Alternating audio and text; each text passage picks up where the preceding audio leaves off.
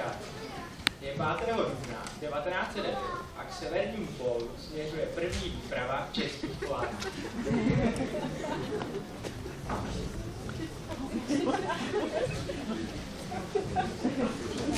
Tak, přátelé, máme všechno. Všechno. Takže potraviny, kompas, rezervní prádlo. Míč. Já zapomněl míč. Co? Nafukovací míč. Je mi to líto, náčelníku, ale snad se bez něj obejdeme. Čertve míč, hlavně, že máme co jíst. Ten míč, uvidíte, nám bude ještě set sakramensky chybět. Víte, jak dlouho trvá polární noc? 100 dní.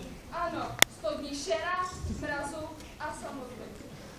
Vy si myslíte, že průmyslovost je sranda, co? Ze 36 polárních výprav 8 zahynulo hladem, 6 mrazem a 4 vysílení a 17 průmyslností. 17. Ale už tu kvůli prvnímu míči stojíme dost dlouho. Dolyží.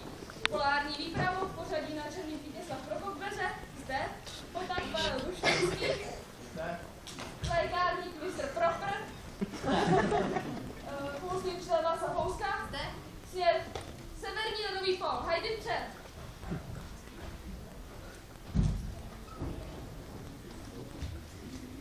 Jako učiteli připadlo mi přirozeně úkolem změnit naší polární výpravy. Přečtu první několik stran.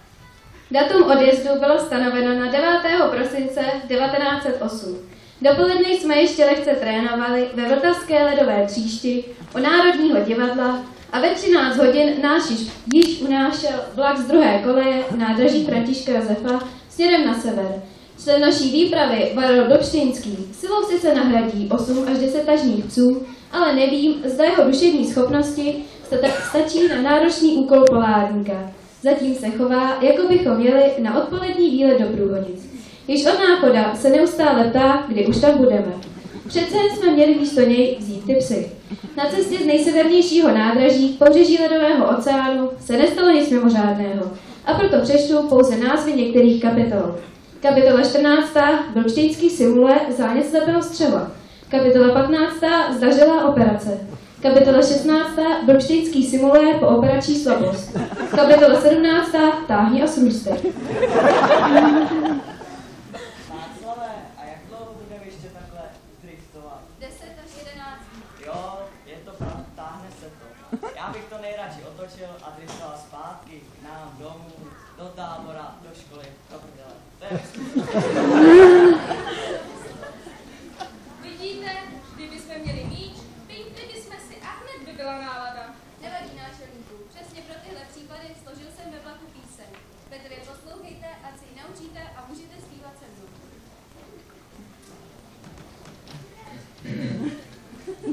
Polární noc má zvláštní moc, každého přepadne smutek. Němec i Brit, křesťan i žid, každý by nejradši smutek. Pak i ti šikovní žábonci se silami jsou na konci. Jeden z národů neskoná, hruzik se slavně překoná. Tam, kde kde hynuli vlci, tam, kde hynuli vlci, tam, kde hynuli soby. Jack se přizpůsobil,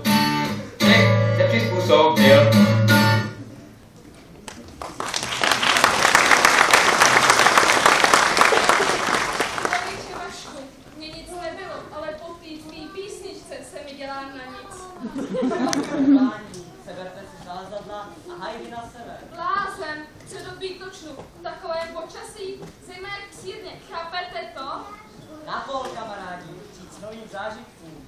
Poslední týden nás pronásleduje smůla. Náčelníkovi se spustila rýma, mně se ozval žlučník a Vlčtýnský ztratil obojek.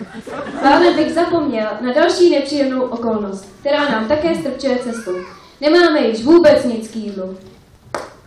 Pánové, hrozí nám smrt hladem. Celou noc jsem o tom přemýšlel a nevidím jiné východisko. Navrhuji sníst psy. Psy? Vždyť mi žádné psy. Aha, už to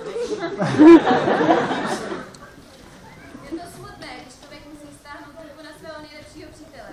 Ale asi nebude jiné východisko. Co tady blábolíte? Vy snad máte rodiny nebo nebo co? Vy vidíte, jaký psy? Už je to tady, zešíleli. Pánové, vzpomeňte si, původně jste chtěli vzít psy, ale já jsem vám to rozmluvil. Řekl jsem, abyste radši vzali samého chlapa, jako jsem já. Sníme psy. I když je nemáme. Ty všichni, jak jste tady tomu rozumíte? Já teda ne. No, když vy říkáte, že jako jsou psy a žádný si tady nejsou, neurazíte se. Ono to totiž vypadá, jako kdybyste chtěli si nic že jo? No, jo, prosím tě, Borštěnský, kde je ta sekra? Ty jsi s ní naposledy štípal. Tady. Počkej, chlapče. Tak na to dá se už. Já taky ne. Přátelé, přece jen bychom neměli zapomínat na ideály humanismu. Když jsem tam tak stál s tou sekerou, já jsem se vám zastyděl. Pojďte ho nechat zmrznout. Vidíš, to bych mohl. A rozhodni si košili, u krku, to ti taky udělá dobře. Abych to nepřehnal, to z takových nic není. No, a jak je ti teď, chlapče? Řeknu vám docela frišno. Tohle až budu vyprávět doma, jak jsem stál kousek od sebe výtočným tak nalehko, ještě že mě hřeje to peří. Vidíte? Má husí kůži a zřejmě se mu zdá, že mu vyráží prka. To peří, jak jsi říkal, cítí všude i na nohách? Ne, jenom tady na boku. Ty máš husu? Housera. Jak to, že jsi nic neřekl? My tady umíráme hlady. Máme stáhneme ruku na svého nejlepšího přítele. A ty máš krysu, huso? Husu, kryso? Zač bych se měl stydět, týden vám to veldu. Pondělí tady lékární, že mu kručí v břiše a já na to, že mám housera. A ty náčelníku si sám řekl, to nevadí, zatím zuby a tak.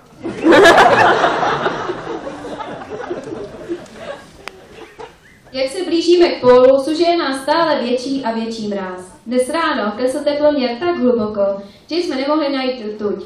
Teprve po 15-minutovém usilovném zahřívání trubice dechem vylezla na minus 50 stupňů Celsia.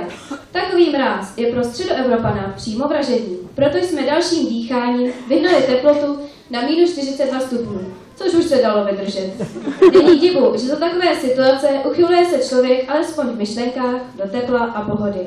Náčelník vzpomněl proslulého vedra 88. roku, kdy se v jeho rodné Třeboni vypařily 3 rybníky.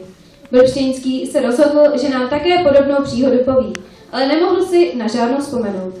Následujícího dne klesla teplota tak hluboko, že se nám vyhnat rtuť z baňky do trubice už vůbec nepodařilo. Pánové, až příště půjdete na nějaký ten pol, tak se mnou už nepočítejte. Já jsem tím zájezdem vysloveně zklamaný. Co tady je? Sníh, led, zima a rampouchy. A navíc, je tu taková zima, že by jeden zmrz. Už aby jsme byli někde v teple. Pánové,